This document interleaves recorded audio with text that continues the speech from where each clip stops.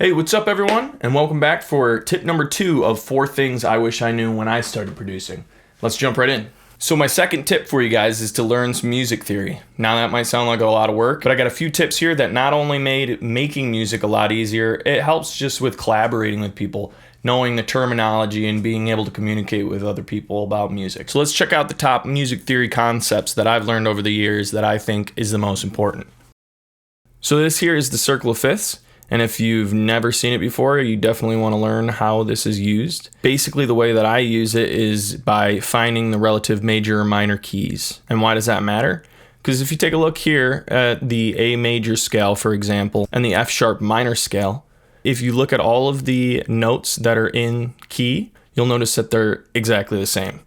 What that means is that if you have a song that's already in A major and you want to give it a darker vibe, then you can start playing in an F sharp minor scale, and you know that all notes will be in that perfect scale. If you start putting more emphasis on the actual minor scale, it'll start feeling darker.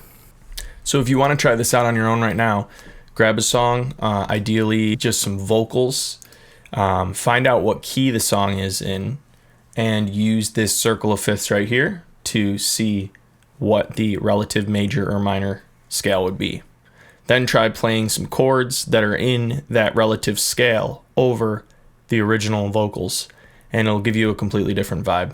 It's really great for doing cover songs. If you have a really happy original song and you want to do a cover that's darker, you can use the relative minor scale and create the chords around the relative minor scale to give it a whole different vibe. If you are a beginner and you don't know how to create chords in a certain scale, you can use one of these chord generators like Captain Chords or Cthulhu, or even some of the native instruments. They allow you to set the key, so you can set the key in the relative major or minor, and then play some chords right along with the original song, and it'll create a whole new song for you. Now, if we take a look at the basics of building a chord, this is probably something you already know. If not, I'll take a look at it right here. Basically, the easiest way to create a chord is to play the first, third, and fifth notes in a scale.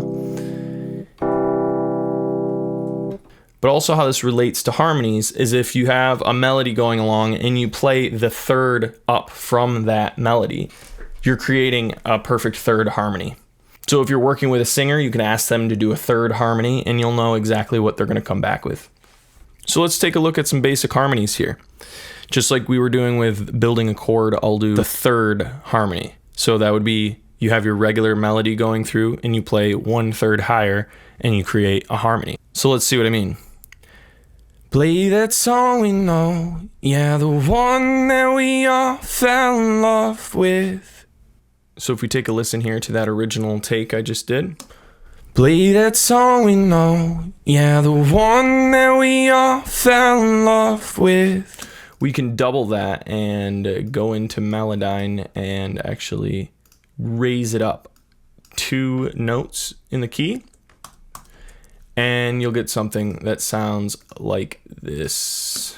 Play that song we know, yeah, the one that we all fell in love with.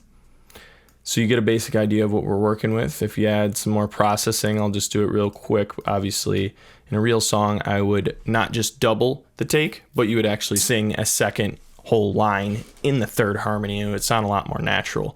But this is basically what you end up. Play that song we know, yeah, the one that we all fell in love with. So learning something like this just helps you communicate with singers if you're not a singer yourself. And to ask for third harmonies or octave harmonies and knowing what that means. So I hope you found these simple music theory concepts helpful, and they definitely are something that I learned over the years and wish I knew right up front, because since I've learned them, I'm able to communicate with other artists easier, and it helps me create music a lot quicker. Knowing how to build scales, knowing how to create harmonies, these things are crucial in creating music.